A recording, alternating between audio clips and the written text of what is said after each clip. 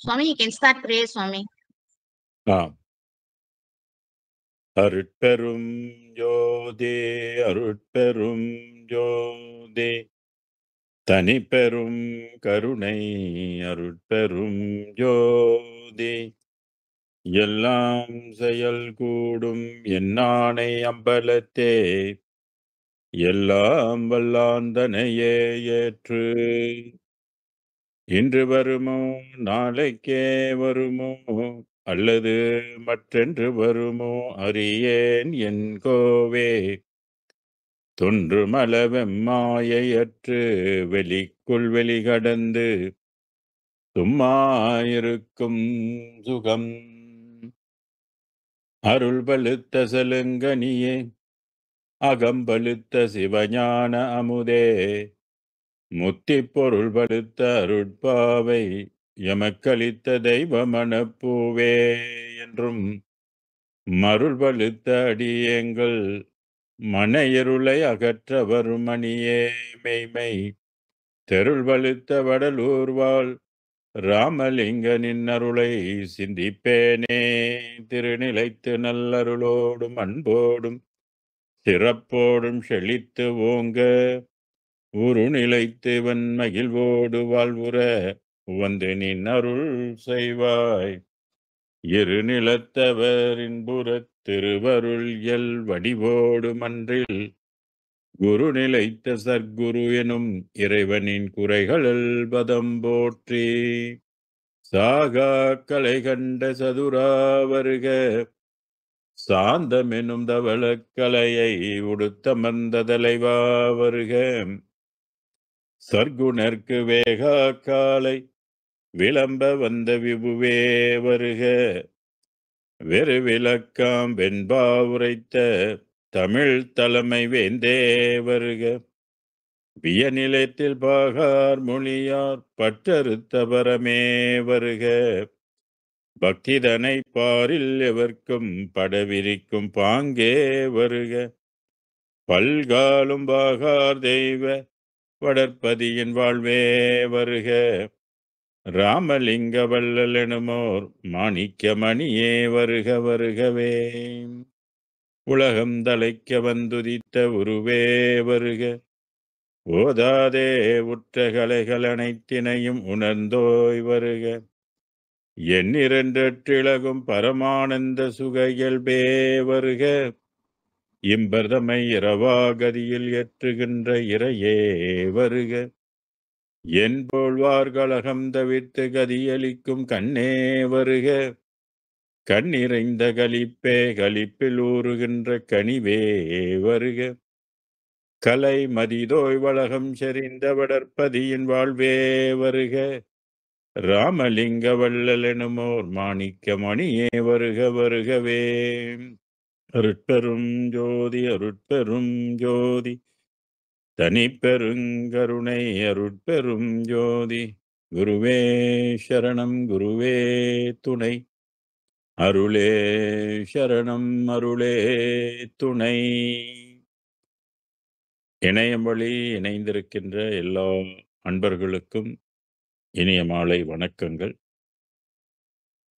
வள்ளல் பெருமான் இயற்றிய 6ஆம் திருமுறையில் 106வது அதிகாரத்தில் சுத்த சிவநிலை என்றும் தலைப்பின் கீழ் இன்று 1492வது பாடலுக்கு நம்ம பொருள் விளக்கம் காண இருக்கின்றோம். மனிதனாக பிறந்த எல்லோருக்கும் வினை கூட்டம் என்பது உண்டு. வினை இல்லாமல் பிறவி எடுக்க முடியாது. வினை இருக்கும். என பல கோடி ஜென்மங்கள் மனித குலமாக நாம் பிறந்து வந்து கொண்டிருக்கும் பொழுது நிச்சயமாக நல்வினையும் தீவினையும் நம்முள் சார்ந்திருக்கும். உயிரோடு அது ரெக்கார்ட் பண்ணியிருக்கும், உயிரில் கலந்திருக்கும். அந்த மாதிரி வினைகள் என்ன செய்யும் அப்படின்னு கேட்டாக்க, நாம் என்ன செய்தோமோ அதை நமக்கு திருப்பி தரும். 10 மடங்கு நமக்கு திருப்பி தரும். ஒரு நல்வினை 10 நல்வினை தரும், ஒரு தீவினை 10 தீவினையை தரும். இப்படி ஒரு டேஞ்சரான வாழ்க்கை தான் நம்மளுடைய வாழ்க்கை. சென்ற வாரத்துல வினைகளைப் பற்றி சொன்ன வெவ்வினையையும் மாயையும் விளைவும் தவிர்ந்தனவே என்று சென்ற வாரத்தில் நம்ம அதை படித்தோம். இந்த பாடல் வஞ்ச வினைகள் எல்லாம்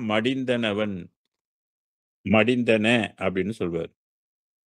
இந்த வினைகள் மடிவது, அந்த காலத்துல நம்மளுடைய சித்தர்கள் எல்லாம் வினையை நீக்கிக் கொண்டவர்கள்.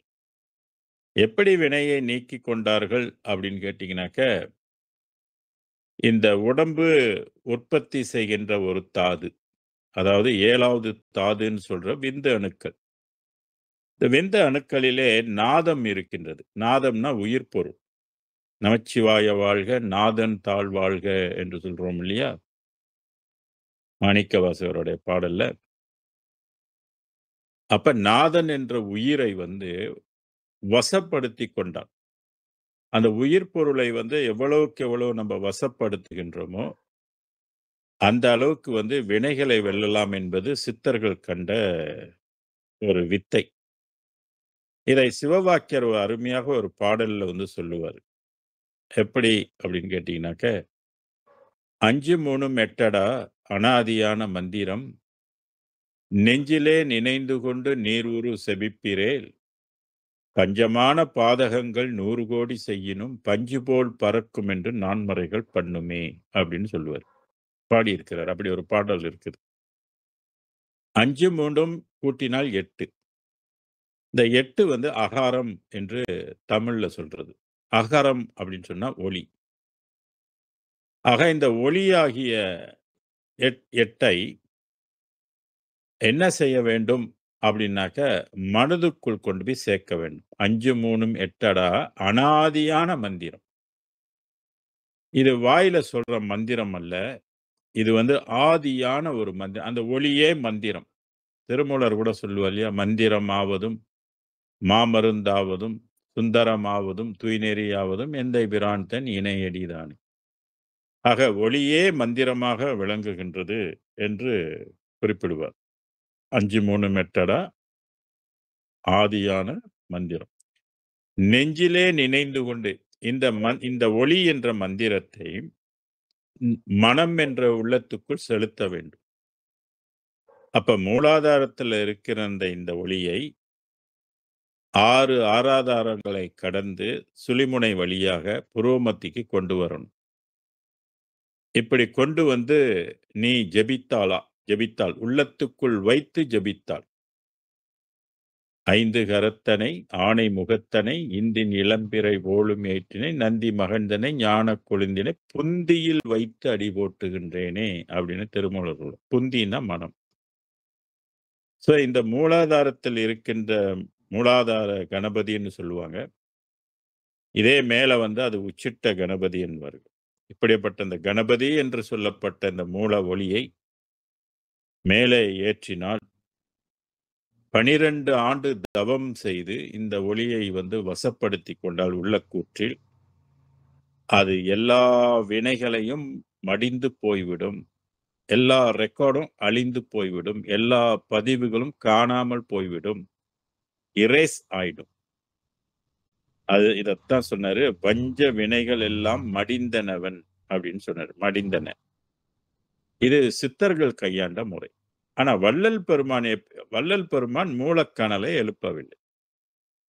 ஏன்னா அந்த மூலக்கணலுடைய எல்லை பராபரை உலகம். வள்ளல் பெருமான் அந்த பராபரை உலகத்தையும் கடந்து போகின்றார். கடந்து ஒரு உலகத்தை காண்கின்றார். அதற்கு அருட்பெரும் ஜோதி அவர் உள்ளத்துக்குள் கலந்தது, உயிருக்குள் கலந்தது. அகம் அகப்புறம் புறம் புறப்புறம் என்ற 4 இடத்திலையும் வலிந்து அது வள்ளல் பெருமானை ஆட்கொண்டது. வள்ளல் பெருமான் எந்த மூச்சு பயிற்சியும் செய்யவில்லை. அது என்ன ஆயிடுச்சு அப்படின்னாக்க, எப்படி சித்தர்களுடைய பராபரை கணல் அந்த வினைகளை எல்லாம் இல்லாமல் செய்ததோ, போக்கி விட்டதோ, அதே மாதிரி இந்த அருட்பெரும் ஜோதி வள்ளல் பெருமானை உயிரில் கலந்த பொருட்டு அந்த உயிரில் கலந்திருக்கிற வினைகள் எல்லாம் அது நீங்கி போயிடுச்சு. அதான் வஞ்ச வினைகள் எல்லாம். வஞ்சம் அப்படின்னு சொன்னாரு. இந்த வினை என்ன செய்யணும்? திருப்பி நம்மளை வஞ்சம் தீர்க்கும். பழிக்கு பழி வாங்கும். முற்பகல் செய்யின் பிற்பகல் விளையும் சொல்றாங்களே. உப்பு தன்னவன் தண்ணி குடிப்பான்னு சொல்ற மாதிரி தப்பு செய்தவன் தண்டனை பெறுவான். அதான் இயற்கை நியதி. நாம் பிற உயிருக்கு என்ன செய்கின்றோமோ அது நமக்கு திருப்பி வரும். பிற உயிர்களுக்கு நாம் பல நன்மைகள் செய்தால் அது பல நன்மைகளை நமக்கு திருப்பி கொடுக்கும். இதுதான் இந்த யூனிவர்சலோடைய லோ. அதை இங்கே வள்ளல் பெருமான் அவருக்கும் அப்பா நான் செய் பிழைகள் 7 கடலினும் பெரிது என்று மெய்யருள் வியப்புல சொல்லுவார். அதனால இறைவனுடைய அருள் ஆட்கொண்டுச்சுனாக்க நம்மளுடைய வினைகள் எல்லாம் நீங்கிவிடும். அப்ப வள்ளல் பெருமானுக்கு வஞ்ச வினைகள் எல்லாம் மடிந்தன அப்படின்னு சொல்றாரு. எல்லாம் போச்சு, செத்து போச்சுன்றாரு. வன் மாயை இருள் அஞ்சி என்னை விட்டு அகன்றன வாழ் அப்படின்னு சொல்றாரு. அஞ்சி பயந்துகிட்டு ஓடி போச்சான்லாம். எது? மாயை, வன் மாயைனர். ஏன் இந்த இடத்துல வன் மாயைன்னு சொல்றாருனாக்கா அது பொல்லாத மாயை. மாயை தான் நம்மளை மயக்கி உண்மை போல் நமக்கு காட்டி கொண்டிருக்கு. இந்த வாழ்வை உண்மை போல் மயக்கி நம்மளை ஏமாத்தி கொண்டு இருக்கிறது இந்த வன் மாயை தான். அதனாலதான் திருமூலர் சொன்னாரு, மனமாயை மாயை இம்மாயை மயக்கன்னாரு. மனித வாழ்வு எல்லாம் ஒரு மயக்கத்துல வாழ்ந்துகிட்டு இருக்கிறாங்க. ஏதோ வாழ்ந்து கொண்டு இருப்பதாக நினைத்து கொண்டு இருக்கிறாங்க. இது ஒரு மயக்கம், மயக்கமான ஒரு வாழ்க்கை. ஔவையாரும் இதை அப்படியே சொல்லுவாங்க. திருவள்ளுவரும் இதை மயக்கம் சொல்வார். காமம் வெகுளி மயக்கம் இவை மூன்றன் நாமம் கெட கெடும் நோய் என்பது திருக்குறள். இதையெல்லாம் மூன்றையும் நீக்கி கொள்ளணும். அப்பதான் அதாவது பிறவி பிணி தீரும்னு சொல்லுவார். ஆக இங்க வன் மாயை, அடுத்து இருள். நம்ம வாழுகின்ற உலகம் இருள் உலகம் என்று நான் பலமுறை சொல்லியிருக்கிறேன். சூரியனாலதான் நமக்கு ஒளி கிடைக்கிறது. சூரியனுக்கிட்ட இருந்து கொஞ்சம் மறையும் பொழுது இருள். இப்ப மணி 8:40. இந்த மலேசியா பூரா இருள் மயமாகத்தான் இருக்கும். ஏதோ மனிதனுடைய அறிவு கரண்டை கண்டுபிடிச்சனால நம்ம கொஞ்சம் வீடெல்லாம் லைட் தட்டினா வெளிச்சம் கிடைக்குது. எல்லாம் ஆஃப் பண்ணி பாருங்க, எப்படி இருக்கும் இந்த வெளி? இருள் வெளியாக. இதுதான் ஒரிஜினல். அதனுடைய உண்மை தோற்றம் இருள் தான். அதனால நம்ம எங்க வாழ்றோம்னா இருள் உலகத்துல வாழ்ந்து கொண்டு இருக்கிறோம். இப்ப யோசிக்கணும், இருள் உலகத்திலே வாழ்ந்து கொண்டு இருப்பது பெரிய அறிவுடைமை கிடையாது. அதனாலதான் வள்ளுவர் சொல்றாரு, இந்த இருள்ல இருந்து நம்ம ஒளிக்கு போகணும்னு சொல்லுவாங்க. குரு என்ற சொல்லுக்கு பொருளே இருள்ல இருந்து வெளிச்சத்துக்கு கொண்டு போவதுக்கு பேரு குரு அப்படின்னு சொல்லுவாங்க. எத்தனை ஜென்மம் தான் திருப்பி திருப்பி நம்ம இந்த இருள் உலகத்துக்குள்ளே வருவதும் போவதுமாக இருப்பது? இதுக்குத்தான் 6 அறிவு கடவுள் கொடுத்தானோ நமக்கு. ஆக யோசிக்க வேண்டும். சிலர் இதை பத்தியே கவலைப்பட மாட்டாங்க. எப்படி மிருகங்கள்லாம் இதை பத்தி யோசிக்காது, இதை பத்தி கவலைப்படாது, இதுக்காக எந்த முயற்சியும் எடுக்காது, அதுபோல மனிதர்களும் அப்படி இருப்பாங்க. அதனால்தான் மனிதரிலே பறவை உண்டு, விலங்குண்டு, கல்லுண்டு, மரமும் உண்டு, மனிதரிலே நீர்வாழ் ஜாதி உண்டு, அநேக குல மனிதர் உண்டுன்னா. மனிதரிலே மனிதர் உண்டு, வானவரும் மனிதராய் வருவதுண்டு, மனிதரிலே பிறப்பறுக்க வந்ததே அருமை என வகுத்தார் முன்னோர். இந்த முன்னோர் சொன்னாக்க யாரு? ஞானிகள். எந்த பிறப்பு சிறப்பான பிறப்புனாக்க, இந்த வினைகளையும் மாயையும் இருளையும் நீக்குவதற்கு எடுக்கின்ற முயற்சி, அந்த பிறப்பு தான் சிறந்த பிறப்புன்னு சொன்னாங்க.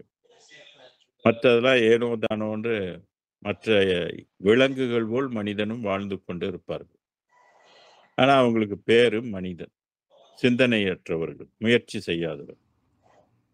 அதனால்தான் இங்கே மனிதனாக பிறந்தால் பிறப்பை ஒழிக்க முயற்சி செய்ய வேண்டும். இறைவனால் கொடுக்கப்பட்ட இந்த பிறப்பு ஒரு அற்புதமான பிறப்பு. இந்த பிறவியிலிருந்து நம்ம விடுபடுவதற்குத்தான் இந்த ஆன்மீகம்லாம் இருக்குது. வேதங்கள்லாம் எதுக்கு வந்திருக்குன்னா, இந்த உண்மையை நமக்கு எடுத்து சொல்வதற்கு அதுல ரொம்ப உயர்ந்த வேதமாக, ஒரு புதுமையாக, ஒரு புரட்சியான ஒரு வேதமாக நமக்கு 6ஆம் திருமுறையை வள்ளல் பெருமான் கொடுத்திருக்காரு. அவருடைய தவ வலிமையினால் அவருக்கு கிடைத்த ஒரு பெரும் பாக்கியம்.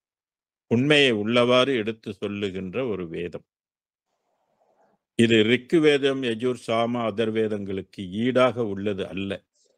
அவைகளுக்கெல்லாம் அப்பாற்பட்டது. சமய மதங்களுக்கு உட்பட்டதும் அல்ல, சமய மதங்கள் எல்லாம் கடந்தது. சித்தர்கள் சொன்ன வாழ்வுக்கு உட்பட்டதல்ல, சித்தர்கள் வாழ்வையும் கடந்து உள்ள வாழ்க்கை பற்றி பேசுகின்றது நூல். அதுதான் சன்மார்க்கம். சுத்த சிவ சன்மார்க்கம். இது வள்ளல் பெருமானுக்கு 19ஆம் நூற்றாண்டில் கிடைத்த ஒரு பாக்கியம்.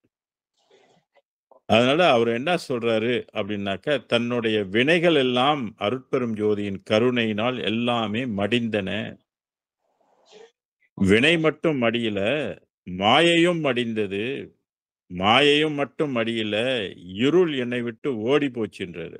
அஞ்சி பயந்து ஓடி போச்சுன்றார். அஞ்சி என்னை விட்டு அகன்றன. எஞ்சலில்லா இன்பமெல்லாம் எந்தனையே ஏதி நிறைந்தனவாள்னர். எஞ்சல் இல்லைன்னா குறைவில்லாத இன்பம். சித்தர்கள் பெற்ற பேரின்பம். திருமூலர் சொல்றார் இல்லையா, யான் பெற்ற இன்பம் பெருக இவ்வையகம் வான்பற்றி நின்ற மறைபொருள் சொல்லிடும் ஊன்பற்றி நின்ற உணர்வொரு மந்திரம் தான் பற்ற தலைபடும் தானே அப்படின்னு அவர் பெற்ற இன்பத்தை சொல்வார். அவர் பெற்ற இன்பம் எல்லா உயிர்களும் பெற வேண்டும் என்று சொன்னார். இங்கே அதையும் கடந்த இன்னொரு இன்பம் இருக்குது என்று வள்ளல் பெருமான் குறிப்பிடுவார். ஈடு இணையில்லாத இன்பம் சொல்வார். என்றும் குறைவில்லாத இன்பம் சொல்வார். ஆக இன்பமாக வாழணும்னாக்க அருட்பெரும் ஜோதி வழியை நம்ம கடைபிடிக்கணும். சன்மார்க்க வழிக்குள்ள வரணும். சன்மார்க்கத்தை ஏற்றுக்கொள்ளணும். மற்றதெல்லாம் குறைவான இன்பம், அனித்தியமான இன்பம், நிரந்தரமானது இல்லை என்பது வள்ளல் பெருமானுடைய வாக்கு.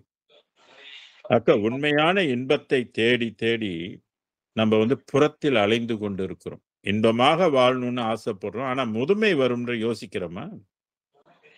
மரணம் வரும் என்று யோசிக்கிறோமா? யார் இந்த உலகத்துல நிரந்தரமா வாழ்ந்திருக்கிறாங்க? யோசிச்சு பார்ப்போம். யார் இருக்கிறாங்க? யாருமே இல்லை. ஆனால் சித்தர்கள் எல்லாம் தன் உடம்பை கன்வெர்ட் பண்ணி கொண்டாங்க.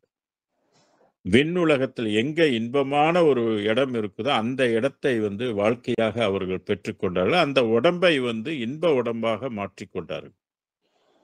அது அருளின் தன்மையினால். அதான் இங்கே இன்பம் எங்கே என்று தேடு, அது எங்கிருந்த போதும் அதை நாடி ஓடுன்னு சொல்லி ஒரு பாட்டு கேட்டிருப்பீங்க. ஆக இன்பம் எங்க இருக்குன்னா ஸ்பேஸ்ல தான் இன்பம் இருக்குது. மண்ணுலகத்துல இன்பம் லிமிட்டட் இன்பம். அது பொய் இன்பம். இதான் வள்ளுவர் சொன்னாரு. பொறிவாயில் ஐந்தவித்தான் பொய் தீர் என்றார். பொறிப்புலன்களால் பெறுகின்ற இன்பம் பொய் இன்பம் சொன்னார். இப்ப பெரும்பாலும் பொய் இன்பத்துலதான் மக்கள் மயக்கத்துல பெறுவதற்காக போராடி கொண்டு இருக்கிறாங்க. பொய் இன்பத்தை. என்னமோ முடிவு என்னன்னாக்க மரணம். அதுல எந்த ஒரு மாற்றமும் இல்லை. அப்ப மெய் இன்பத்தை மனிதன் தேட வேண்டும். மெய் இன்பம் எங்க இருக்குனாக்கா அது அருளினால் கிடைக்கக்கூடியது மெய் இன்பம். அருட்பெரும் ஜோதி ஆண்டவரால் கிடைக்கக்கூடியது நித்திய இன்பம், நிரந்தர இன்பம், என்றும் குறையாத இன்பம், பேரின்பம். ஆக இன்பத்துக்கெல்லாம் மகுடம் சூற்றிய போல ஒரு பெரிய இன்பத்தை தருகின்ற உலகமாக சமரச சன்மார்க்க உலகம் விளங்குகின்றது என்பதை நாம் புரிந்து கொள்ள வேண்டும். இந்த உலகத்தை நவகோடி சித்தர்கள் கூட எட்டி பார்க்க முடியாது என்று வள்ளல் பெருமான் குறிப்பிட. இதுவரையில யாரும் அடைந்தது இல்லை. அந்த இடத்தை யாரும் பிடித்ததில்லை, கண்டதில்லை, எந்த வேதத்திலும் பேசியதும் இல்லை என்பது வள்ளல் பெருமான் நமக்கு தருகின்ற பிரேக்கிங் நியூஸ். ஆக இதை சிந்திக்க வேண்டும். இன்பமெல்லாம் எந்தனையே ஏதி நிறைந்தன அப்படின்ற. இப்படி உடல், உயிர், உள்ளம் எல்லாமே இன்பமயமாக நிறைந்து இருப்பது உண்மையான வாழ்வுக்குரிய அஸ்திவாரமாக அது இருக்குது. அது எஞ்சல் இல்லாத குறைவில்லாத இன்பம் சொல்றது. அப்ப பூரண இன்பம். சித்தர்கள் கூட அந்த இன்பத்தை இன்னும் பெறவில்லை. பெறுவதற்கு மீண்டும் பிறப்பு எடுத்து அந்த இன்பத்தை நிச்சயமாக அவர்கள் பெறுவார்கள் என்று வள்ளல் பெருமான் குறிப்பிடுகின்றார். இன்பம் நிறைந்ததனால் அடுத்து என்னாச்சு? துன்பம் எல்லாம் போனது தொலைந்து அப்படின்னு சொன்னார். துன்பம் எல்லாம் ஒரு துன்பத்தை சொல்ல, துன்பம் எல்லாம். மனிதனாக பிறந்து விட்டாலே ஏகப்பட்ட துன்பம் இருக்குது. இதுல என்ன அந்த ஒரு பெரிய வித்தியாசம்னா, ஒரு பெரிய அதிசயம் கேட்டா, துன்பம்னு தெரிந்தும் மனிதன் இன்பத்தை தேடி போகாமல் அந்த துன்ப உலகத்துக்குள்ளேயே அவன் வாழ்ந்து கொண்டிருப்பதுதான் மயக்கத்தின் அளவு. மயங்கி இருக்கிறவங்களுக்கு இன்பத்தை தேட தெரியாது. அந்த துன்பத்துக்குள்ளேயே அவங்க இருப்பார்கள். அது பழகி போயிடும். காலப்போக்குல பழகி போயிடுச்சுன்னா, இதுதான் வாழ்க்கை. இப்படி துன்பப்பட்டு தான் போகணும் அப்படின்று அவங்க எண்ணிக்கொள்வார்கள். அது தவறு. இன்பமாக வாழ்வதற்கென்றே ஒரு இடம் இருக்குது என்பதை நாம் எண்ணிக்கொள்ளணும். இறைவனோட உலகம் இன்பமயமான உலகம் அது. அது மனித பிறவி எடுத்து தான் அந்த உலகத்துக்குள்ள போக முடியுமோ இல்லையா, வேற எந்த பிறவி எடுத்தாலும் அந்த உலகத்துக்குள்ள போக இயலாது. அதுக்கு தான் கடவுள் மனிதனை ஸ்பெஷலாக படைத்திருக்கிறான். அவன் உடம்பையும் படைச்சிருக்கிறான், உள்ளத்தையும் படைச்சிருக்கிறான், உயிரையும் உள்ளுக்கு கொடுத்திருக்கிறான், அதுக்குள்ள ஆன்மாவையும் கொடுத்திருக்கிறான், புலன்களையும் கொடுத்திருக்கிறான். ஆக புலன்களை கொண்டு நாம் இந்த உலகத்தில் உள்ள இன்பங்களை துய்த்துக் கொண்டு இருக்கிறோம். இந்த மயக்கத்திலே இருந்துட்டோமா கடைசியில மரணம் தான் நமக்கு பரிசு. போயிட்டு அப்புறம் திருப்பியே வரணும். இப்படியே தொடர்ந்து பல கோடி ஜென்மம் இறப்பு பிறப்பு இறப்பு பிறப்பு. திருவள்ளுவர் சொல்லுவது போல பிறவி பெருங்கடல் நீந்துவர் நீந்தார் இறைவன் அடி சேராத. இப்ப மனிதன் மோட்ச வாழ்வு பெற வேண்டும். இறைவன் உலகத்தை அடைய வேண்டும். அதுதான் படைப்பின் ரகசியம். நாம் ஏன் இந்த உலகத்துல பிறவி எடுத்திருக்கோம்னாக்க கடவுள் உலகத்தை போய் அடைவதற்காக. இங்கேயே நம்ம இந்த உலகத்தை நம்பி இந்த புலன் வாழ்க்கையை நம்பி இப்படி சாப்பிட்டுக்கிட்டு தூங்கிட்டு இருப்பதற்காக இல்லை. இங்க கூத்தடிச்சிட்டு இருக்கிறதுக்காக இறைவன் நம்மளை படைக்கவில்லை. அப்ப அறிவு இல்லாத மக்கள், ஞானம் இல்லாத மக்கள், ஞான நூல்களை படிக்காத மக்களுக்கு இந்த உண்மை தெரியுமானா தெரியறதுக்கு வாய்ப்பு இல்லை. அப்ப என்ன செய்யணும்? படிக்கணும். ஞான நூல்களை படிக்கணும். படித்தால் இந்த உண்மை அவங்களுக்கு தெரியும். ஆக துன்பமெல்லாம் போய் தொலையணும். அது மாதிரி நம்மளோட துன்பம் எல்லாம் தொலையணும் அப்படின்னு சொன்னாக்க அருளை தேடி நம்ம ஓடணும். அருளை தேடி ஒவ்வொரு நாளும் அருளை தேடணும். அருளை எப்படி தேடுவது? வள்ளல் பெருமான் சொல்றாரு, நித்திய வாழ்வுக்குள்ள அருளை நீ தேடணும்னா ஜீவகாருண்யம் தான் அதுக்கு வழின்றாரு. ஜீவகாருண்யம் தான் கடவுள் வழிபாடுன்னு சொல்றாரு. அறிவு விளங்கிய ஜீவர்களுக்கெல்லாம் ஜீவகாருண்யமே கடவுள் வழிபாடுன்றாரு. இதெல்லாம் சிந்திக்க வேண்டிய ஒரு விஷயம் இது. நிறைய பூஜைகள் இருக்குது, நிறைய திருவிழாக்கள் இருக்குது. இதெல்லாம் மனிதனுக்கு உய்விக்காது. ஆக உனக்கு கருணை இருக்கின்றதா? கடவுள் அருளை பெறுவதற்கு கருணையை வளர்த்துக் கொள்வதே கடவுள் வழிபாடு. இதைத்தான் நம்மளது சித்தர்களும் சொன்னாங்க. ஜீவகாருண்யத்தை சிறப்பை அகஸ்திய முனிவர், சுப்பிரமணியர், ஔவையார், திருவள்ளுவர் எல்லாரும் சொல்லியிருக்கிறாங்க. ஆனா அதனுடைய பூரண பலனை தருகின்ற காலம் இப்பொழுதுதான். 19ஆம் நூற்றாண்டுக்கு பிற்பாடு தான் அந்த உண்மையான அருட்பெரும் ஜோதி ஆண்டவரே அதற்குரிய கூலியை கொடுக்கின்றார், அதற்குரிய பலனை தருகின்றார் என்பதை நாம் புரிந்து கொள்வோம். எல்லா மதத்திலும் ஜீவகாருண்யம் இருக்குது. ஆனால் அது எப்பொழுது பூரண பலனை கொடுக்குதுன்னாக்கா 19ஆம் நூற்றாண்டுக்கு பிற்பாடு தான். வள்ளலாருக்கு தான் முதல்ல கிடைத்து இனிமேல மற்றவங்களுக்கும் கிடைப்பதற்கு தான் அது வெளிப்பட்டிருக்கு. அப்ப நாம் இப்ப செய்கின்ற தர்மத்துக்கு, ஜீவகாருண்யத்துக்கு சிறந்த பலனை நாம் பெறுவது திண்ணம் என்பதை நாம் உறுதியாக நம்ப வேண்டும். அடுத்த பாடல்ல என்ன சொல்றாரு? 1493 அம்மை துரோதாயி அகன்றாள். இந்த துரோதாயி என்பது ஒரு வகை மாயை. அது மாயையில 5 விதமான மாயை இருக்குது. மகா மாயைன்னு ஒண்ணு இருக்குது, துரோதாயி மாயைன்னு ஒண்ணு இருக்குது, அப்புறம் பிரகிருதி மாயைன்னு ஒண்ணு இருக்குது, இப்படி மாயை அப்படின்னு ஒண்ணு இருக்குது. மாயையில பல பிரிவுகள் இருக்குது. அதுல இந்த பிரகிருதி மாயெல்லாம் ரொம்ப சூட்சமமான மாய்கள். அருள் துணையின்றி இதெல்லாம் நீக்கி கொள்ள முடியாது. துரோதாயி மாயினா மயக்கமெல்லாம் நீங்கிடும். அப்ப அம்மை அப்படின்னு சொல்ற. அம்மைன்னா சக்தி, மாயை சக்திகள். இந்த உலகமே ஒரு மாயா உலகம். இந்த உடம்பும் ஒரு மாயை உடம்பு. இந்த உள்ளம் ஒரு மாயை. எல்லாமே மாயையில் இருக்கிறோம். நம்ம முழுக்க முழுக்க மாயை தோற்றமாகவே இருக்கின்றோம். அதுதான் அம்மை அப்படின்னு சொன்ன. அம்மைன்னா சக்தி துரோதாயி அகன்றாள். அருள் துணை கொண்டு அருள் நம்மை ஆட்கொண்டால் இந்த துரோதாயி என்ற மாயை மட்டும் இல்ல, கோடிக்கணக்கான மாயைகள் எல்லாம் அகன்றுவிடும். வள்ளல் பெருமானே சொல்றாரு, மாயை தொகை விரிவு உரைக்க ஒண்ணான்னுவாரு. திருமூலர் சொல்வாரு, 6 கோடி மாயா அப்படின்னு சொல்வாரு அவரு.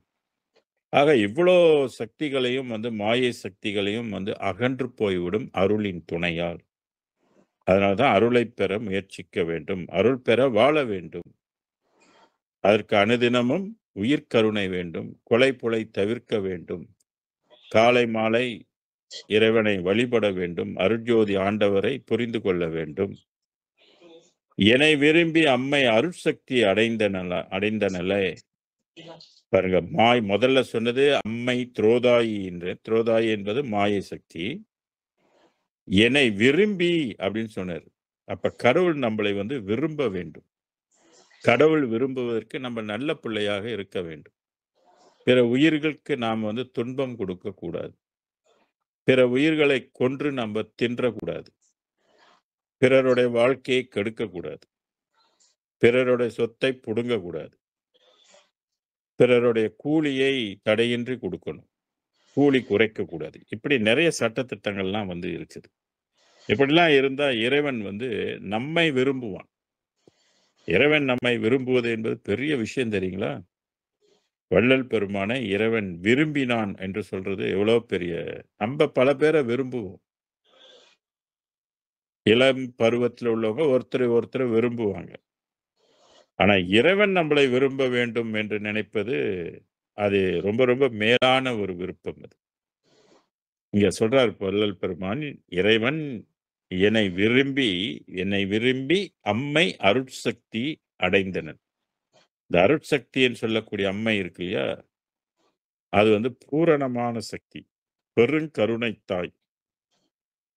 திருவிளங்க அதுல சொல்லுவாரு, திருவிளங்க சிவயோக சித்தி எல்லாம் விளங்க, சிவஞான நிலை விளங்க, சிவ அனுபவம் விளங்க, திருத்தில்லை திருச்சிற்றம்பலத்தை திருக்கூத்து விளங்க, ஒளி சிறந்த திருவிளக்கே உரு விளங்க, உயிர் விளங்க, உணர்ச்சியது விளங்க, உலகமெல்லாம் விளங்க அருள் உதவும் பெரும் தாயாம். அந்த பெரும் தாய் என்று சொல்லக்கூடிய பெரிய ஒளி, பேரொளி, அது அவருடைய உள்ளத்தில் அடைந்தனன், உளம் புகுந்தான்.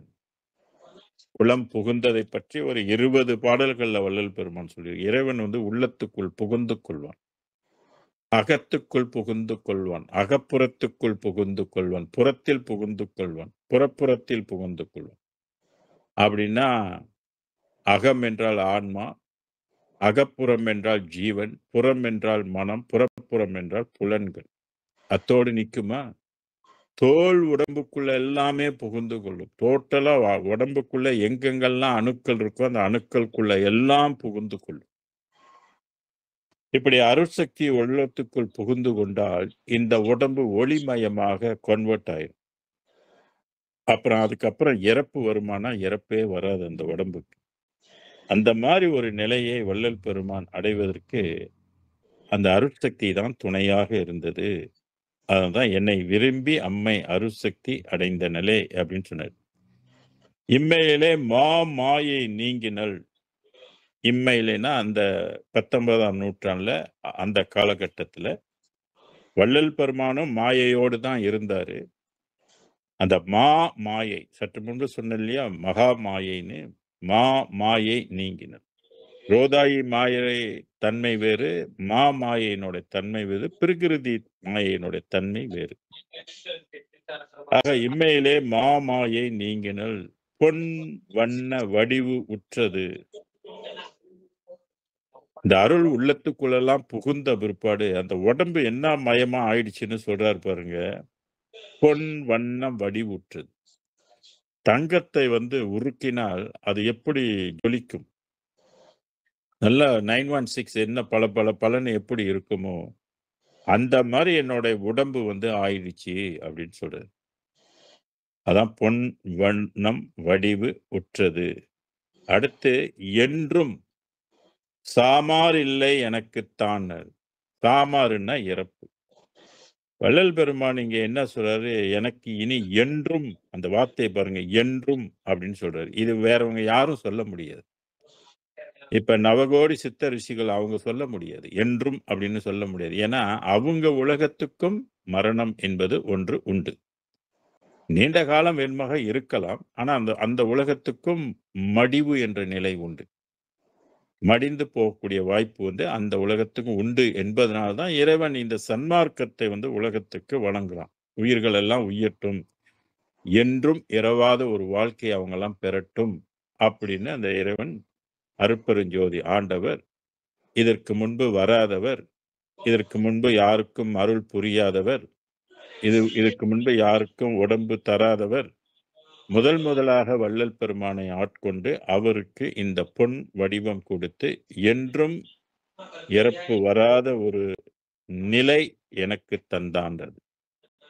தாமார் இல்லை அப்படின்னா இறப்பு இல்லை.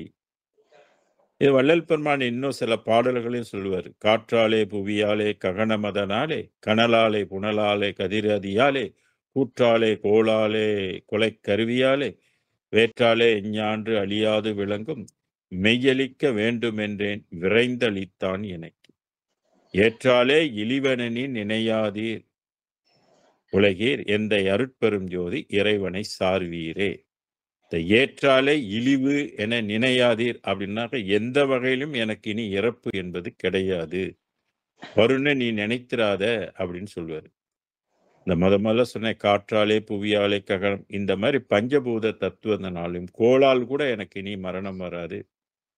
இனி எந்த வெப்பன்ஸ்னாலையும் எனக்கு வந்து அணுகுண்டு போட்டாலும் எனக்கு இறப்பு வராது. அப்படிப்பட்ட ஒரு தனித்துவமான ஒரு வாழ்க்கைக்கு பேர் தான் வாழ்க்கை. இப்ப நம்ம வாழ்றதெல்லாம் ஒரு வாழ்க்கையா? கொசு கடிச்சு எத்தனை பேர் செத்து போயிட்டான்னு நான் சொல்ல வேண்டியதில்ல. கொரோனா வந்து எத்தனை பேர் செத்து போயிட்டாங்கன்னு நான் சொல்ல வேண்டியதில்ல. இப்படியாப்பட்ட காய்ச்ச வந்து செத்து போனவங்க எவ்வளோ பேரு? இனிப்பு நீர்ல வந்து செத்து போறவங்க எவ்வளோ பேரு? ஒரு சின்ன ஸ்ட்ரோக் அடிச்சு செத்து போறவங்க எவ்வளோ பேரு? கொலஸ்ட்ரால் வந்து அட்டாக் ஆகி ஹார்ட் அட்டாக் வந்து செத்து போனவங்க எத்தனை கோடிக்கணக்கான பேரு? உலகம் முழுவதும் இதெல்லாம் நடந்த ஒரு விஷயம். இதெல்லாம் எண்ணி பார்க்க வேண்டாமா? அப்ப நம்ம மட்டும் என்ன நிரந்தரமா இந்த உலகத்துல வந்து நீடூழி நம்ம வாழ முடியுமா? நிச்சயமா முடியாது. அப்ப நாம் இந்த மாரி ஒரு என்றும் ஒரு மரணமே வராத ஒரு வாழ்க்கைக்கு ஆயத்தமாகணும். அதற்கு சன்மார்க்கம் வந்ததே அதுக்கு தான். ரொம்ப ரொம்ப சமய மதம் எல்லாம் கடந்து ஒரு தனி மார்க்கத்தை அருட்பெருஞ்சோதி ஆண்டவர் இந்த உலகத்துக்கு 19ஆம் நூற்றாண்டில் அறிமுகப்படுத்தி விட்டார். அத தெரிஞ்சு கடைபிடிக்கிறவங்க இந்த வாழ்க்கைக்கு பாத்திரம் ஆவார்கள். அத வந்து வள்ளல் பெருமான் சத்தியம் பண்ணி சொல்லியிருக்கிறார். புத்தி அஞ்சல் சற்றும் என் நெஞ்சமே சிற்பது தந்தையார் நித்தியம் சேர்ந்த நெறியில் செலுத்தினார். இனி நீ நன் முத்தியும் ஞானமை சித்தியும் பெற்று முயங்கிடுவாய் சத்தியம் சத்தியம் சத்தியம் சத்தியம் சத்தியம் சொல்லி 5 சத்தியம் பண்ணி இப்படி ஒரு வாழ்வு இருக்கப்பா அப்படின்னு சொல்லி நமக்கு உறுதி கொடுத்திருக்கிறார். அதனால்தான் அவர் என்றும் மரணமில்லாத ஒரு வாழ்க்கை வந்து அவர் பெற்றிருக்கார். அதனால்தான் மரணமில்லா பெருவாழ்வு அப்படின்னு அவர் அறிமுகப்படுத்தினார். மற்ற வாழ்க்கையெல்லாம் வாழ்வதுதான் வையகத்தீர் வானகத்தீர் மற்றகத்தீர் நுமது வாழ்க்கையெல்லாம் வாழ்க்கை என மதித்து மயங்காதீர்னர். ஏன்னா வையகத்தை சொன்னால் ஓகே. ஆனா வானகத்தையும் ஏன் சேர்த்து சொல்லணும்? அப்ப வானகம் என்று சொல்லக்கூடிய இடத்துலயும் மரணம் வரும். அதான் வையகத்தீர் வானகத்தீர் மற்றகத்தீர் நுமது வாழ்க்கையெல்லாம் வாழ்க்கை என மதித்து மயங்காதீர்னர். நவகோடி சித்தர் வாழ்க்கையை கூட நீ பெரிய வாழ்க்கையை நினைச்சு மயங்கிக்கிட்டு இருக்காத. சித்தர் வாழ்க்கையும் கடந்த ஒரு வாழ்க்கை இருக்குது. ஏன்னா அவங்க வாழ்க்கைக்கு மரணம் வரும் என்பது வள்ளல் பெருமானுடைய பாடல் நமக்கு எடுத்து காட்டுகின்றது. எந்த பாடல்னு கேட்கிறீங்களா? மற்றறிவோம் என சிறிது தாழ்ந்திருப்பீரானால் மரணம் என்னும் பெரும்பாவி வந்திடுமே அந்தோ சற்றுமிதை உம்மால் தடுக்க முடியாது சமரச சன்மார்க்க சங்கத்தவர்கள் அல்லால் எற்றி நின்று தடுக்க வல்லோர் எவ்வுலகில் எவரும் இல்லை கண்டீர் சத்தியம் மீதன் மொழி பற்றிய பற்றனைத்தனையும் பற்றற விட்டு அருள் அம்பலப்பற்றே பற்றுமினோ இல்லைன்னா என்றும் இரவீரேன்னு சொன்னார். பிடிக்க வேண்டியதை பிடிச்சிக்கிங்க இல்லைன்னா காலமெல்லாம் உங்களுக்கு மரணம் தான் வரும். ஆக மரணத்தை தவிர்ப்பதற்கு நமக்கு வகுக்கப்பட்ட ஒரு மார்க்கம் சன்மார்க்கம். அது சமயம் அல்ல. சமய மதங்களை நம்பி நம்ம ஏமாற வேண்டாம். சமய மதத்தை கடந்து இருக்கின்ற சன்மார்க்க நெறிகளை கடைப்பிடிங்க. அந்த அருளை பெற முயற்சி பண்ணணும். அப்பொழுதுதான் இந்த பாக்கியம், இந்த நிலை, இந்த வாழ்வு நமக்கு கைகூடும். வேற எந்த அருளாலும், எந்த தெய்வத்தினாலும் கொடுக்க முடியாத ஒரு நிலைப்பாட்டை இந்த சன்மார்க்க அருட்பெரும் ஜோதி ஆண்டவரால் பெற்றுக்கொள்ள முடியும். ஏன்னா வள்ளலார் பெற்றுட்டார் இல்லையா? அதனால அவர் உறுதிபட சத்தியம் பண்ணி நமக்கு இதை தெரிவிக்கின்றார். என்றும் சாமாறு இல்லை, சாமார் இல்லை எனக்குத்தான் அப்படின்னு சொல்றாரு. வேற யாரும் சொல்ல முடியுமா? அந்த தைரியம் இருக்கானா? இல்ல. வள்ளல் பெருமான் ஒருத்தர் தான் இது சொல்ல முடியும். இந்த நிலையை அடைவதற்கு அவர் என்ன செய்தார் என்பதை அடுத்த பாடல்ல சொல்றாரு. 1494 நானே தவம் புரிந்தேன்றாரு. நீங்க போய் திருக்குறள் படிச்சு பாருங்க. தவம் என்ற ஒரு தலைப்புல 10 குறள் இருக்கும். என்ன செய்யும் தவம்? ஏன் தவம் முக்கியம்? அதுல கூற்றமும் குதித்தலும் கைகூடும் நோற்றலின் ஆற்றல் தலைப்பட்டவருக்கு அப்படின்னு திருக்குறள்ல ஒரு குறள் இருக்கு. தவம் செய்தால் என்ன லாபம்னு கேட்டாக்க யமனை வெல்லலாம்னு சொல்றாரு. கூற்றத்தை வெல்லலாம். கூற்றம் குதித்தலும் அவனை கடக்கலாம். மரணத்தை கடக்கலாம் என்று அவர் குறிப்பிடுறார். ஆற்றலின் தலைப்பட்டு தவத்தில் ஆற்றல் உண்டாகிருச்சுனாக்க நீ யமனை வெல்லலாம் அப்படின்னு சொல்றாரு. அது மட்டும் இல்ல, தவம் செய்வார் தம் கருமம் செய்வார் மற்றெல்லாம் அவம் செய்வார் ஆசையுள் பட்டு அப்படின்னு ஒரு குறள் அமைச்சிருக்கிறார். இந்த பூலோகத்துல எவன் ஒருவன் தவம் செய்கின்றானோ அவன் தான் உண்மையிலேயே வாழ்வதற்கு வழி தேடிக்கொண்டவன் சொல்றாரு. தவம் செய்வார் தம் கருமம் செய்வார். வந்த வேலையை அவன் தான் உருப்படியா செய்யறான்னு சொல்றாரு. மற்றவரெல்லாம் அவம் செய்வார் ஆசையுள் பட்டு. உலக ஆசையில சிக்கிக்கொண்டு உலக தேவைகளை பூர்த்தி செய்வதிலே காலத்தை ஓட்டி வீணடிச்சிருவாங்க. அது வீணடிச்சிருவான்னு சொல்றதுக்கு தான் செத்து போனேன்னு சட்டியை உடைச்சி நமக்கு காட்டணும். 3 ஓட்டை போட்டு மண் ஆசை, பெண் ஆசை, பொருள் ஆசை இந்த சட்டியை போட்டு உடைச்சிட்டு திரும்பி பார்க்காம குருவை தேடி போன்ற ஒரு சடங்கு இன்னமும் நடந்து கொண்டு இருக்குது. இதுக்குதான். அப்ப மனிதன் என்ன செய்யணும் பிறந்தால் தவம் செய்ய வேண்டும். அன்றைய சித்தர்கள் செய்த தவம் கடுமையான தவம். அது மூலக்கணலை 12 ஆண்டு எழுப்புறது சாதாரண விஷயம் இல்லை. அதுக்கு நம்ம இஷ்டப்பட்ட மாதிரிலாம் சாப்பிட முடியாது. அதுக்குன்னு ஒரு குறிப்பிட்ட உணவு முறைகள் தான் அவங்க கையாண்டாங்க. அது சுப்பிரமணியர் ஞான நூத்துல சொல்லுவாரு. பார்க்கவே காய சித்தி பண்ணும் பொழுது பச்சரிசி சீனி சேர்த்துக்கணும். கோர்க்கவே மற்றொன்றும் ஆகாதப்ப குணமான வித்ததுவும் கட்டிக்கொள்ளும். ஆக பச்சரிசி, பால், பயிறு, சீனி இதுதான் சாப்பாடு. இத 12 வருஷம் சாப்பிட்டா எப்படி இருக்கும்? முடியுமா? நாக்கு ருசி கண்டவங்களுக்கு இந்த உணவை 12 ஆண்டு சாப்பிட்டு தவத்தை முடிக்கணும்னா ஐயோ எனக்கு வேண்டவே வேண்டான்னு எல்லாம் ஓடி போயிரும்.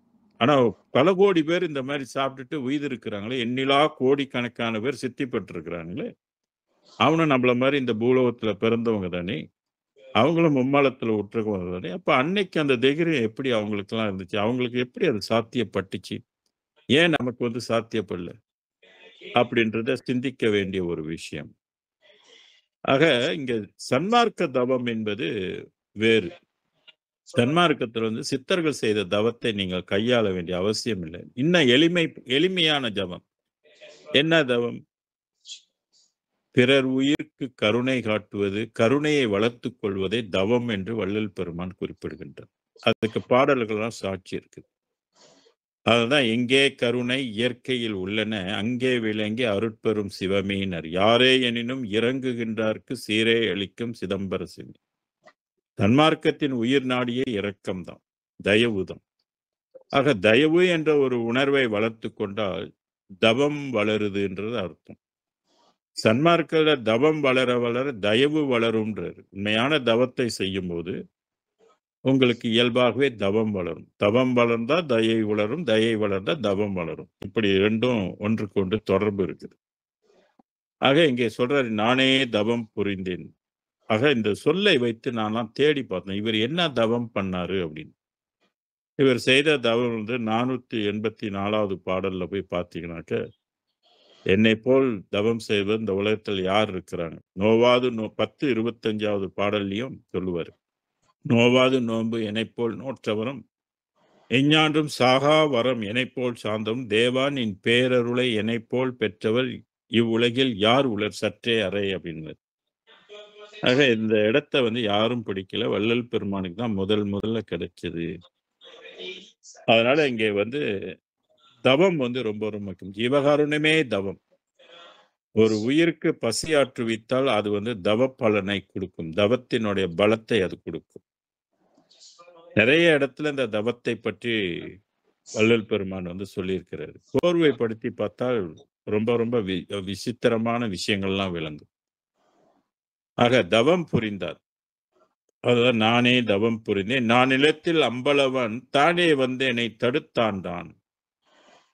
தவம் செய்ய நினைப்பது கூட தவம் தான். நினைக்க தித்திப்பெனது நினைவில் கொடுக்குதேன்னு சொல்லுவாரு. இன்னொரு இடத்துல வந்து எண்ணிய எனதுள் எண்ணமே இசைந்த பேர் இன்பமே அப்படின்ற ஒரு வரி இருக்கும். அப்ப எண்ணங்கள் வந்து ரொம்ப ரொம்ப முக்கியம். நினைவு. ஞானசரியில முதல் வரியே நீங்க கவனிங்க. 15, 30வது பாடல் அது.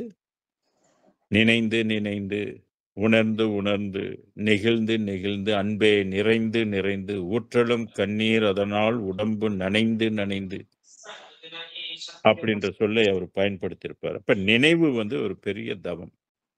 கொஞ்ச நேரம் அப்படியே அமைதியா உட்கார்ந்து கண்களை மூடி படைத்தவனை நாம் அருட்பெருஞ்சோதி ஆண்டவரை நினைப்பது வந்து ஒரு தவமாக கருதப்படுகிறது. அந்த தவத்தை செய்வது என்ன பிரச்சனை?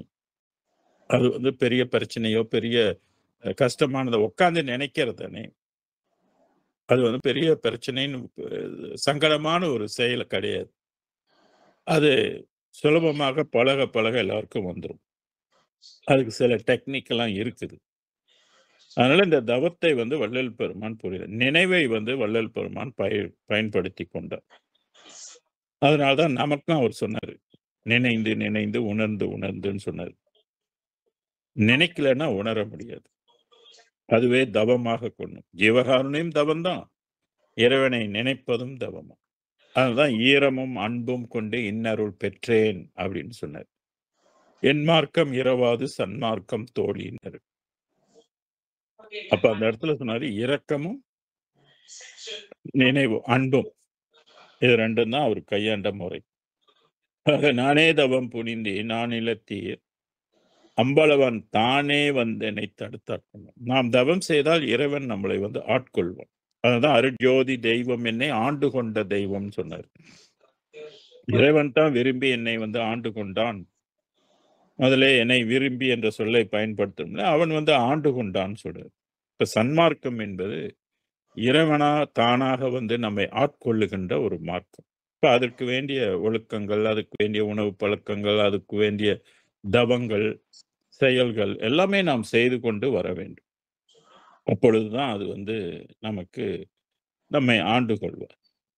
தானே பாருங்க, தானே வந்து என்னை தடுத்தாண்டான் அப்படின்னு சொல்றாரு. ஊனே புகுந்தான். நல்லா கவனிக்கணும் இந்த வார்த்தையை. ஊன்னா உடம்பு. உடம்புக்குள்ள வந்து புகுந்து கொண்டான் அப்படின்னு. உடம்பு என்பது என்ன? பல விதமான செல்ஸ்கள். தோல் உடம்பு. பல கோடிக்கணக்கான செல்கள் சேர்ந்ததுதான் உடம்பு. அந்த ஊனே புகுந்தான் என் உள்ளம் புகுந்தான். உள்ளம் வந்து வேறு. உடம்பு வேறு, உள்ளம் வேறு. இது வேற அணுக்கள், அது வேற அணுக்கள். உடம்பு கண்ணுக்கு தெரியும், உள்ளம் கண்ணுக்கு தெரியாது. உடம்பை கொளுத்தலாம், ஆனா உள்ளத்தை கொளுத்த முடியாது. உடம்பை சுடலாம், ஆனா உள்ளத்தை சுட முடியாது. உடம்பு இறந்து போகும், சவம் என்று சொல்வோம், ஆனா உள்ளத்தை சவம் என்று சொல்ல முடியாது. உள்ளம் எப்போதுமே இயங்கிக் கொண்டே இருக்கும் அது. ஆக இங்கே ஊனே புகுந்தான் என் உள்ளம் புகுந்தான். இதுதான் யோகம். இந்த யோகம் கிடைச்சாக்க அவங்களுக்கு ஈடு இணை உலகத்துல யாரும் இருக்க முடியாது. உள்ளத்துல புகுவதற்கு பல ஜென்மங்கள் எடுத்து நம்ம பாடுபட வேண்டும். ஒரு நொடியில அவன் புகுந்து கொள்ள முடியும். ஆனா அதற்கு பல ஜென்மங்கள் நம்ம வந்து காத்திருக்கணும். அதுக்கு பாடுபடணும்.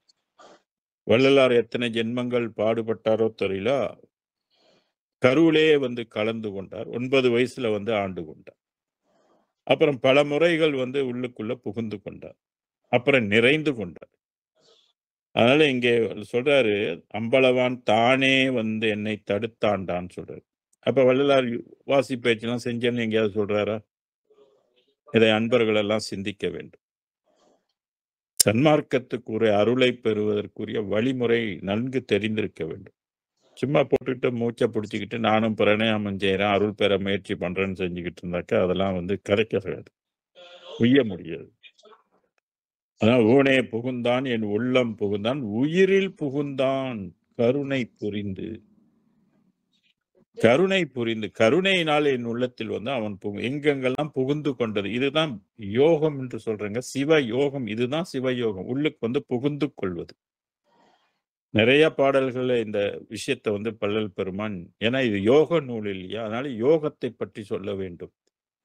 யோகம் என்னான்னு தெரிய வேண்டும் என்பதற்காக நிறைய பாடல்கள் வந்து யோகச்சாரம் கொண்ட பாடல்களை இங்கே 6ஆம் திருமுறையில் நாம் பார்க்க முடியும்.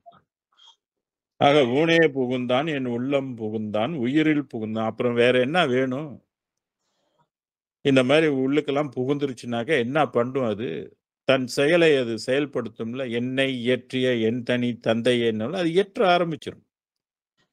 அது இயங்க ஆரம்பிச்சுனாக்க எல்லாமே ஒளிமயமா மாறிரும். அதனால தான் "வெவ்வினை மாயை விலை தவிர்ந்தனவேன்னு" சொன்னாரு. "அறிவின்பம் சிறந்தனவேன்னு" சொன்னாரு. "வஞ்ச வினைகள் எல்லாம் மடிந்தனன்னு" சொன்னாரு. "மாயை இருள் அஞ்சி என்னை விட்டு ஓடினன்னு" சொன்னாரு. ஏன்னா உள்ளுக்கு எல்லாம் புகுந்துருச்சு. இறைவன் ஆட்கொண்டு விட்டான் வள்ளல் பெருமானை. அருட்பெருஞ்சோதி ஆண்டவர். பராபரை ஒளி அவரை ஆட்கொள்ளவில்லை. அது சித்தர்களுக்கு தான் அந்த ஒளி. வள்ளலாருடைய ஒளி வேறு. வள்ளலார் கண்ட ஒளி, வள்ளலார் பேசுகின்ற அருட்பெருஞ்சோதி முற்றிலும் அவர் சமய மதங்களை எல்லாம் கடந்தவராக இருக்கின்றார். ஒரு புதுமையான ஒரு ஒளி உலகத்தை பற்றி பேசுகின்றார். உயிரில் எப்பொழுது கலக்கின்றதோ நம்மளை விட்டு எல்லா வினையும் நீங்கிவிடும். இதை வள்ளல் பெருமானே அனுபவ மாலைகள்ல சொல்லியிருக்கிறார். எப்ப என் உயிர்ல வந்து கலச்சுதோ என்னுடைய பல வினைகள் எல்லாம் ஓடி மறைஞ்சு போச்சு, எல்லாம் காணா போச்சு அப்படின்னு சொல்றாரு. இந்த உயிரில் கலக்கும்போது தான் ரெக்கார்ட் எல்லாம் அழிந்து போயிரும். அப்ப உயிரில் புகுந்தான் கருணை புரிந்துன்னாரு. இது கருணையினால என்னை வந்து இறைவன் ஆட்கொண்டு எனக்கு இந்த மாரி ஒரு பாக்கியத்தை தந்தான்றார். அதனால தான் அந்த கருணை தான் கடவுள் வழிபாடுன்னு சொன்னார். யாருக்கு? அறிவு விளங்கிய ஜீவர்களுக்கெல்லாம் சிவகாருண்யமே கடவுள் வழிபாடுன்னு சொன்னார். அப்ப கருணை தான் கடவுள் வழிபாடுன்ற ஒரு ஒரு ஒரு தன்மைக்கு நம்மலாம் வந்துரணும். அப்பதான் கருணை புரிந்து அவன் நம்மையும் ஆட்கொண்டு அருள் புரிவான் என்பதை புரிந்து கொள்ளணும். கருணை இல்லைன்னா கடவுள் நிலை அடைய முடியாது. அதனால்தான் கங்கையிலே காவிரியில் 100 முறை மூழ்கி கணக்கற்ற திருக்கோயில் கால் தேய சுற்றி வெண்கோடிய பழுநோன்பு ஏற்றுடலை வருத்தி வேதங்கள் கூறுகின்ற யாகமெல்லாம் செய்து பங்கமில்லா வேதியர்க்கை பணமல்லி தந்து பசுவதனை பூசித்து அதன் கழிவை உண்டு தங்களுயிர் மோட்சத்தை அடைவதற்கே முயலும் தயவில்லார் சத்தியமாய் முத்தி இதனை அடையார்ன்னு சொன்னார். சத்தியம் பண்ணி சொல்றாரு. நீ போய் கங்கையிலையும் காவிரிலையும் குளிச்சுட்டு சடங்கு சம்பிரதாயத்தெல்லாம் பண்ணிட்டு இருந்தனாக்க நீ முத்தி அடைய மாட்ட அப்படின்னு சத்தியமா சொல்றேன், நீ முத்தி அடைய மாட்ட. உயிர்கருணை இருந்தாதான் இந்த பெருங்கருணை. அதனாலதான் சிறு கருணை கொண்டு பெருங்கருணையை பெற்றுக்கொள்ளுங்க அப்படின்னு வள்ளல் பெருமான் சொல்றாரு. நம்ம கிட்ட எல்லாம் பெருங்கருணை கிடையாது. கடவுளோட கருணை எல்லாம் நமக்கு ஏது? நம்ம மனிதன் இல்லையா? சிறு கருணை இருக்கு. அந்த திருக்கருணையை நாம் செய்ய செய்ய பிற உயிர்கள் பால் காட்ட காட்ட பெருங்கருணை நமக்கு கிடைக்கும் அப்படின்னு சொல்றாரு. அதனாலதான் கருணையாக இருங்க, கருணை காட்டுங்க, கருணையுடன் வாழுங்க, கருணையே வழிபாடாக ஏற்றுக்கொண்டு கருணை என்ற உணர்வை பெருக்குங்க அப்படின்பது சன்மார்க்கம் நமக்கு காட்டுகின்ற வழி. அடுத்து 1495வது பாடல். ஒன்றே சிவம் என்று உணர்ந்தேன். இங்க ஒரு கொன்ட்ரா இருக்குது. ஏன்னா ஏற்கனவே சைவ சித்தாந்தத்திலும் சிவம் என்ற சொல்லை வந்து பயன்படுத்தி இருக்கிறாங்க. ஆக இங்கேயும் அதே மாரி சிவம் என்ற சொல்லை இது வந்து எந்த சிவம் அப்படின்னு கேட்டீங்கன்னாக்கா, இது வந்து சுத்த சிவம்னு சொல்றது. சன்மார்க்கத்துக்குரிய சிவம் அப்படின்னு சொல்லுவாரு. இத நீங்க வந்து தெரிந்து கொள்ளணும்னாக்கா 622வது பாடல்ல வந்து இந்த இதுக்கு வந்து தெளிவான விளக்கத்தை வந்து அவர் குடுத்திருப்பாரு. ஏற்கனவே நான் அதை பற்றியும் பேசியிருக்கிறேன். அதனால உங்களுக்கு இந்த பாடலோட நம்பர் மட்டும் சொல்றேன். நீங்க போய் பார்த்துக்கொள்ளுங்க. 622வது பாடல்ல. அந்த பாடல்ல வந்து சிவம் என்பதற்கு எந்த சிவத்தை இவர் குறிப்பிடுறாரு அப்படின்றது அந்த பாடல்ல வந்து நமக்கு ஒரு கருத்துகள் வந்து தெளிவு கிடைக்கிறதுக்கு வாய்ப்புகள் வந்து இருக்குது. அதை வந்து எப்பொழுதுமே அந்த பாடல் வந்து போய் பார்த்து, அதுல என்ன கருத்துகள் வந்து அமைந்திருக்குது அப்படின்றத நீங்கள் வந்து தெரிந்து கொள்ளலாம். அதாவது அது 622வது பாடல்ன்னு சொன்னோம் இல்லையா? "எவ்விடத்தும் எவ்வுயிர்க்கும் இலங்கும் சிவம் ஒன்றே" அப்படின்னு வரும் அந்த வரி. அருளோடு சேர்த்து இரண்டெனக் கண்டறின்னு சொல்லுவார் அந்த பாடலை. அப்ப அருள் சிவம் என்பது வேறு. சித்தாந்த சிவம் என்பது வேறு. இதை வள்ளல் பெருமானே பிரித்து அவர் குடுக்கிறாரு. நான் பிரிக்கவில்லை. நான் பிரிப்பதற்கெல்லாம் எனக்கு அந்த யோக்கியதையும் கிடையாது. அந்த தன்மையும் கிடையாது. ஆனா இறைவனே இங்க வந்து பிரித்து ஆளுகின்றான் என்பதை நீங்க சொல்லணும். தெரிந்து கொள்ளணும்.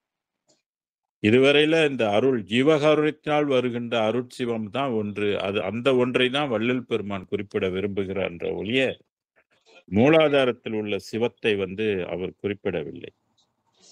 அதனால ஒன்றே சிவம் என்று உணர்ந்தேன். இப்ப வள்ளலார் உணர்ந்தது வந்து வேறு என்பதை புரிந்து கொள்ளணும். பொது உணரும் உணரும் போதலால் பிரித்தே அது எனில் தோன்றா அருட்பெரும் ஜோதி அப்படின்னு அகவல்ல நீங்கலாம் படிப்பீங்க. அந்த பொதுவுல வந்து 2 இருக்குது. பொதுவது சிறப்பது புதியது பழையது என்று அதுவதுவாய் திகழ் அருட்பெரும் ஜோதின்னு வரும். அப்ப இந்த இடத்துல வந்து எந்த சிவத்தை வள்ளல் பெருமான் குறிப்பிடுகிறார் என்பதை நீங்க புரிந்து கொள்ளணும். தனிச்சிவம் என்று பல இடத்துல குறிப்பிடுவார். பேசப்படாத சிவம்னுவாரு. இயற்கை சிவம்னு சொல்லுவாரு. இப்படி நெறைய பாடல்கள் படிச்சு ஆய்வு பண்ணவங்களுக்கு நான் சொல்றது வந்து விளங்கும். ஆக ஒன்றே சிவம் என்று உணர்ந்தேன். உணர்ந்து உணர்ந்து உணரினும் உணரா பெருநிலை அணைந்திட எனக்கே அருளிய தந்தையேன்னு சொல்லுவாரு. அப்ப மற்றவர்கள் உணராத ஒன்று, மற்றவர்களுக்கு எட்டாத ஒன்று, பார்க்காத ஒன்று. இப்படி உணராத ஒன்று தான் வள்ளல் பெருமானுக்கு உணர்த்தப்பட்ட சிவம். அதனால்தான் ஒன்றே சிவம் என்று உணர்ந்தேன். ஆங்கு நின்றே மெஞ்ஞான நிலை பெற்றேன். இந்த ஞான நிலைகள்ல பல நிலைகள் இருக்குது. அதாவது நம்ப தான் அஞ்ஞான வெளிக்குள்ள இருக்கோம். நம்மளுடைய மனதுக்கு வந்து இயற்கையான ஞானங்கள் உதிக்கிறது வந்து இல்ல. பிரம்ம வெளிக்கும் ஞானம் இருக்குது. விஷ்ணு வெளி, ருத்ர வெளி, மகேஸ்வர வெளி, சதாசிவ வெளி, விந்து, பரவிந்து, நாதம், பறை, பரநாதம், பரம்பரம், பராபரை இதுக்கெல்லாம் ஞானங்கள் உண்டு. இந்த பராபரை இதைதான் 10 அறிவு என்று திருமூலர் பெருமான் குறிப்பிடுவார்.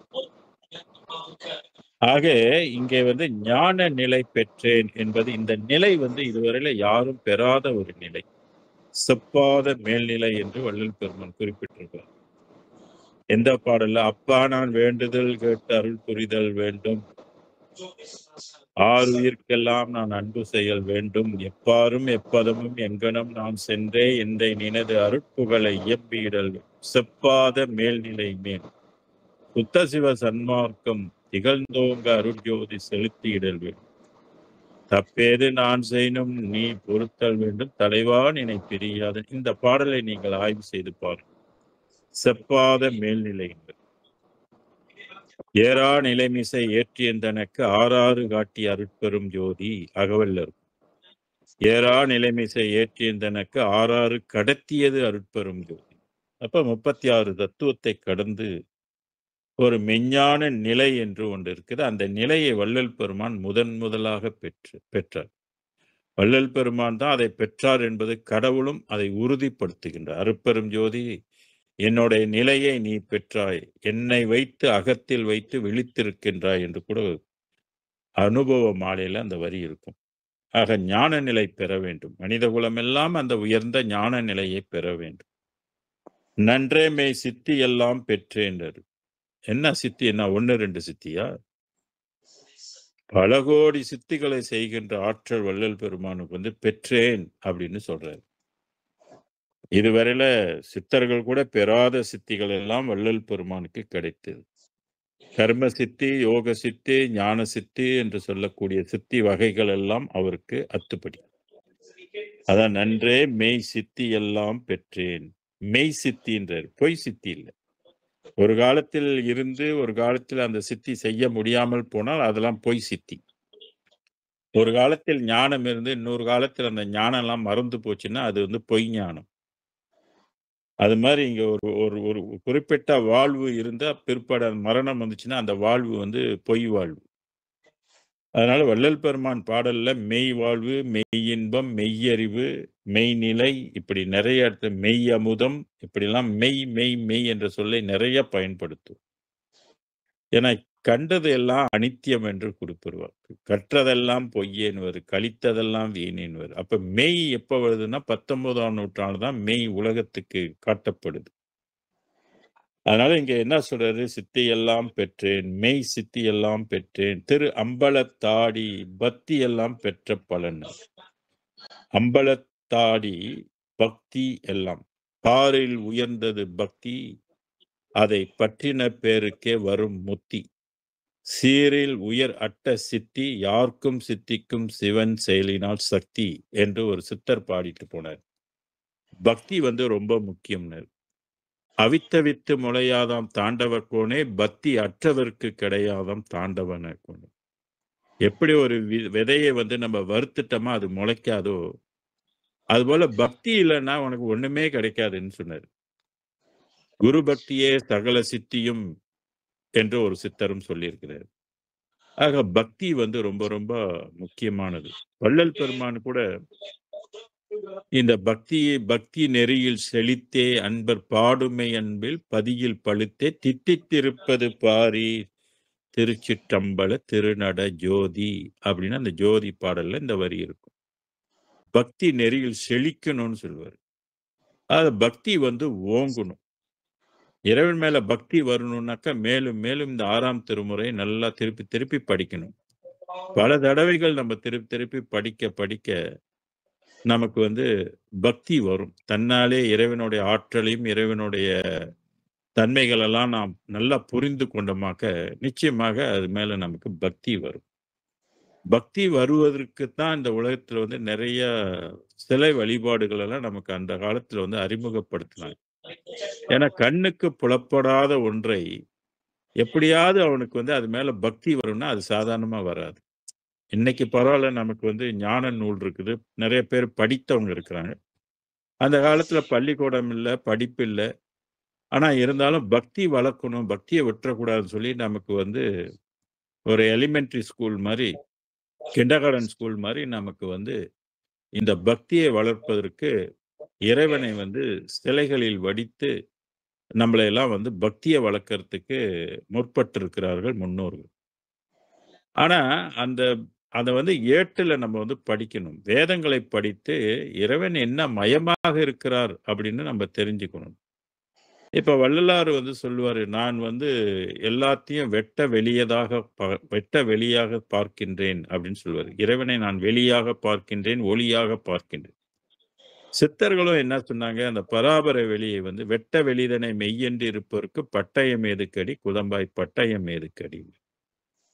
ஆக இப்படி பல சித்தர்கள் எல்லாம் நமக்கு வந்து சிந்திப்பதற்காக பல பாடல்களை எல்லாம் குடுத்திருக்கிறாங்க. "கோயிலாவதேதடா, குலங்களாவதேதடா, கோயிலும் குலங்களும் கும்பிடும் குலாமரே, கோயிலும் மனதுளே, குலங்களும் மனதுளே, ஆவதும் அழிவதும் இல்லை இல்லை இல்லை. ஆன்மா ஆவதும் இல்லை, ஆன்மா அழிவதும் இல்லைன்னு சொல்றாரு. அதனால இறைவன் வந்து ஒவ்வொரு மனிதனுடைய உள்ளத்துக்குள்ளும் அவர் வந்து இருக்கிறார். அதை நம்ம வந்து அடைவதற்கு, அருளை பெறுவதற்கு முயற்சி செய்யணும். புறத்தில் பக்திய வளர்த்துக் கொண்டு, அதுக்கப்புறம் அந்த உண்மையினோட இறைநிலை எப்படி இருக்குது, இறைவன் எங்கும் நிறைந்திருக்கின்றான் என்பதை புரிந்து கொண்டு அடுத்த படிக்கு போணும். சரியை கிரியையிலிருந்து யோகத்துக்குள்ள அண்டர்ஸ்டாண்டிங்க்கு நம்மளை அப்கிரேட் பண்ணிக்கணும். ஸோ இறைவன் வந்து எங்கும் இருக்கிறான், எதிலும் இருக்கிறான், தூணிலும் இருப்பான், துரும்பிலும் இருப்பான்னு சொல்றாரு. அப்போ உனக்குள்ள இருக்க மாட்டானா? நிச்சயமாக இருப்பார். இதை எப்ப நம்ம காட்டுறோம், இறைவன் நமக்குள்ள தான் இருந்தான்னது, இறந்த பிற்பாடு தலைமாட்டுல விளக்கேத்தி வச்சிடணும். அது ஒளி, உயிர் ஒளி. அந்த உயிர் ஒளியை நம்ம வந்து மேப் மாதிரி வெளியில வைக்கிறோம். அவ்வளவுதான். அப்ப அது வரைக்கும் உள்ளுக்கு தானே இருக்கிறாரு. உள்ளுக்கு இருக்கிறது தானே பேசுறோம், நடக்கிறோம், ஓடுறோம், தாண்டுறோம், குதிக்கிறோம், எழுந்துறோம். எல்லாமே பண்றதுக்கு அந்த உயிர் தானே மூலம். அந்த உயிர் போனாக்க என்ன தொடர்பு இருக்கு இந்த உலகத்துல? ஒண்ணுமே இல்ல.